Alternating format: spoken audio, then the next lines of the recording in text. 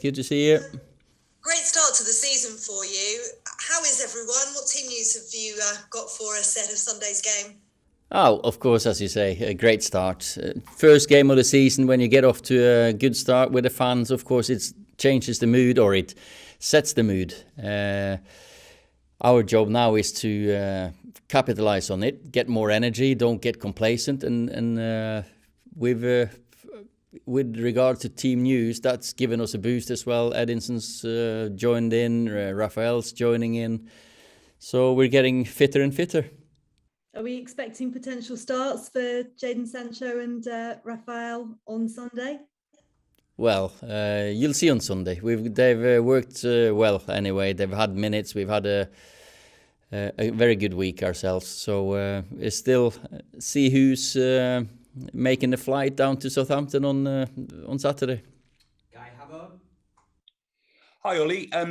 Just a quick word on Jesse Lingard, who obviously wants to play first-team football, which is understandable. But how difficult is it as a manager to talk to your players and be able to give them an impression of how much they're going to play? And how important is it for him to get back into the England setup, do you feel?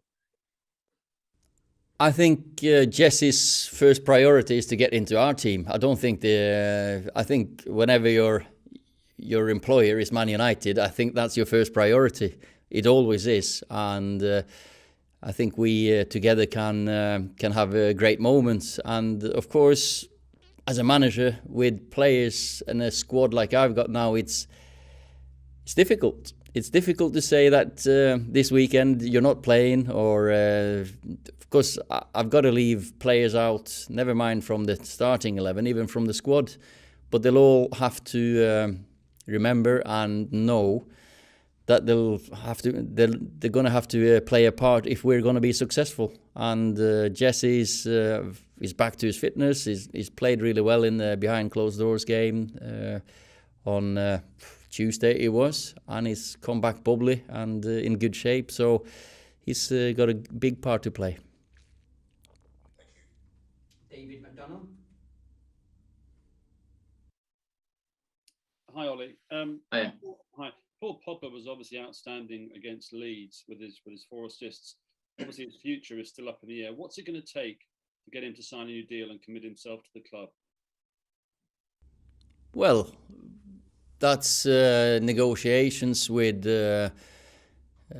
Paul's representatives and the club. And for me and Paul, we work together every day here, and we keep on trying to improve the team, and to enjoy ourselves. When you win games, you enjoy yourself more, and we've just got to make sure that we don't make this one game and everyone flies off on all these, we get big headlines and all the praise we get. It's about bringing more energy to the next one and being even better. So one swallow never makes a summer. Simon Peach. Hi, Ollie. I was going to ask about the game, but I don't really want to. No, but in terms of outgoings, we're obviously gathering that Brandon and Andreas are heading out on loan. What's the situation with other players? Would Amad Diallo go out on loan? What's James Garner's situation and anybody else? I would definitely think Jimmy will go on loan. That's more or less done.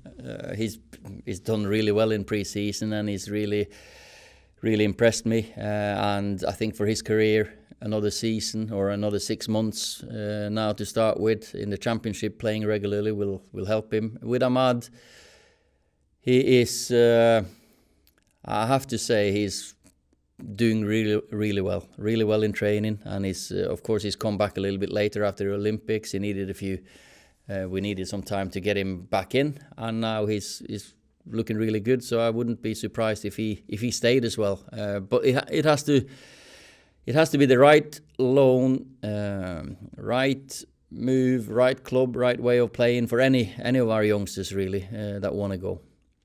If it's okay, I will ask about Southampton. What are you expecting from them? Because last time they lost 9-0, which isn't a sentence I don't think many people expected to say. They went and won at Leicester. So what are you expecting from them? No, you wouldn't. You know, that game was a one-off, and that's a special game when you get a lad sent off in the first minute. So I don't count that game at all.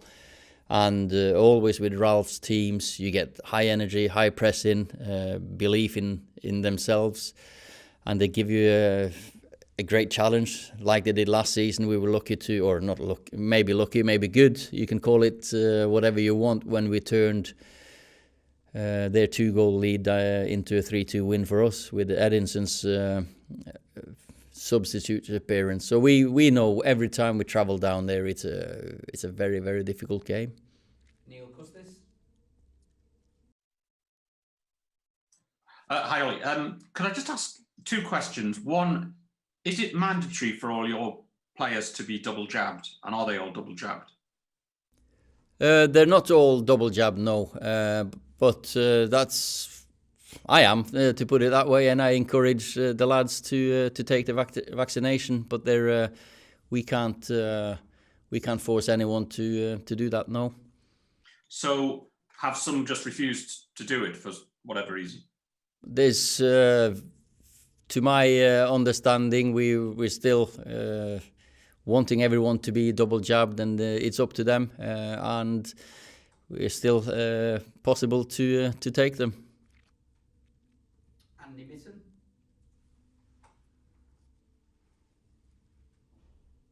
Hi Ollie. Hi Andy. Can I ask you about Raphael Varane? Why did you want to sign him? What do you see in him? How's he been in training? How's he been settling in with the other lads this week? Just tell me about his game.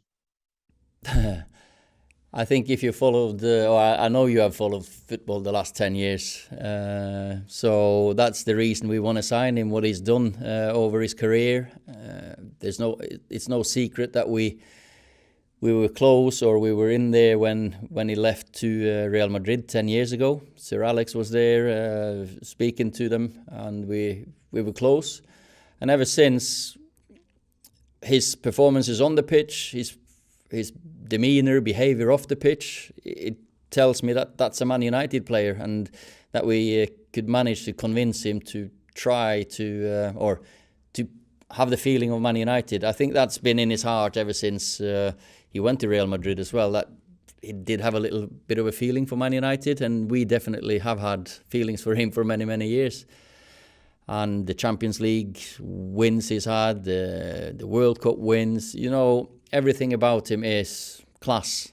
And he's a defender, he's quick, strong, good in the air, he can play with both feet. So the short answer is everything about him is what you want. And he's been humble, he's been inquisitive, he asks questions, he doesn't want to experience, he doesn't want to learn by a mistake in the game. He wants to learn it on the training field before he comes on the pitch. So everything about him has been impressive. Michael Gray. Hey Ollie. Hi. Hi mate, great performance last week. Ollie, your away performances last season were absolutely fantastic, and you picked up a lot of points last season. There's going to be crowds in stadiums when you play away from home this season.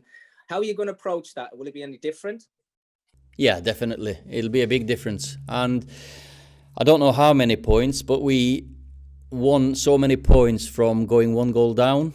And you can't afford to do that with fans in the stadium, with home fans, and you're away from home. Because the fans do mean so much in the energy levels, that little bit of extra edge, maybe some nerves if you're the away team, sorry. So we have to approach the games, we have to start better. That's a definite. We have to, of course, manage the game so the away fans are the ones that are heard. We've got the best away fans in the world, but we can only hear them if we play well and we start well. And you want to silence the home crowd. I know that's not going to happen when it's the first game at St. Mary's for 18 months, so that's not going to happen. It's going to be loud, but that's it's up to us to play the football to do that, though. Laurie Whitwell. Hello. Can I just ask about Edison Cavani's fitness? How's he doing? And how important was it to let him have a little bit of extra time back home this summer?